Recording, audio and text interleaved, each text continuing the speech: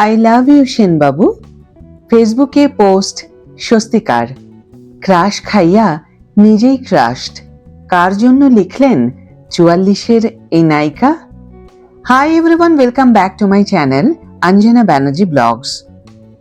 বন্ধুরা, তোমাদের সকলকে আমার এই ছোট্ট ইউটিউব চ্যানেলে স্বাগত জানাই।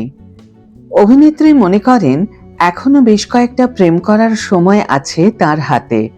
তা এই সেনবাবুটি কে, যাকে আই লাভ ইউ বললেন স্বস্তিকা মুখোপাধ্যায়? স্বস্তিকা মুখোপাধ্যায়ের নাম আসে টলিপাড়ার প্রথম সারির নায়িকাদের তালিকায়। সেই বছর 20 থেকে টলিপাড়ায় রাজত্ব করছেন। একের পর এক হিট। যতটা সুন্দরী ততটাই বুদ্ধিমতী, আবার ততটাই ঠোঁটকাটা। প্রেম নিয়ে অকপটে কথা বলার সাহস রাখেন। বিয়ে ডিভোর্সের মামলা সবটাই তার খোলা খাতা। মেয়ে অন্বেষা সেন 25-এর দোরগোড়ায়। তাতে কি? অভিনেত্রী মনে করেন এখনো বেশ কয়েকটা প্রেম করার সময় আছে তার হাতে। তা এই সেনবাবুটি কে, যাকে লাভ ইউ বললেন অভিনেত্রী?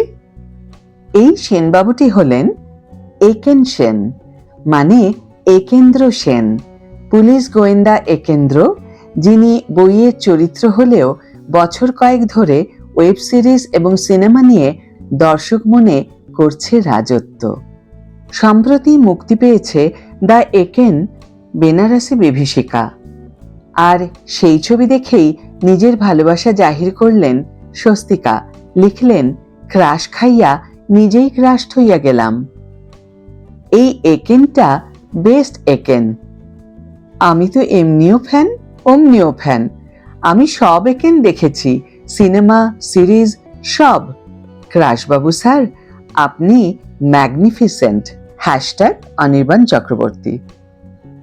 এরপর লেখেন, টুবান্দা ফাটিয়ে শুট করেছে, ফাটিয়ে। আর জয়দীপদা, পরের একেনটায় আমায় একটা চান্স দাও। আমি কথা দিচ্ছি মন দিয়ে অভিনয় করব।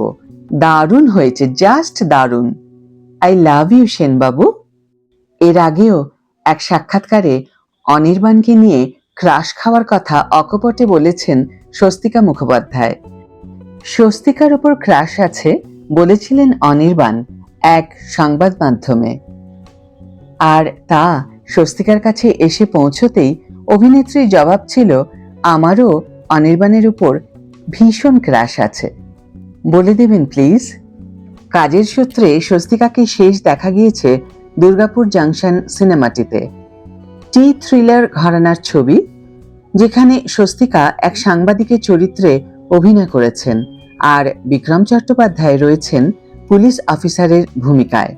এই সিনেমাটিতে একটি গানও গেয়েছেন তিনি। এই প্রথমবার প্লেব্যাক করলেন অভিনেত্রী সিনেমাতে।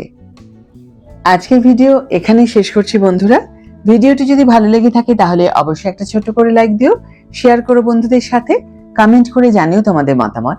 যারা এখনো আমার চ্যানেলটিকে সাবস্ক্রাইব করোনি তারা অবশ্যই চ্যানেলটিকে সাবস্ক্রাইব করে আমার পাশে থেকো, আর যারা অলরেডি সাবস্ক্রাইব করে দিয়েছো তাদের জন্য আমার অনেক ভালোবাসা এবং অনেক ধন্যবাদ।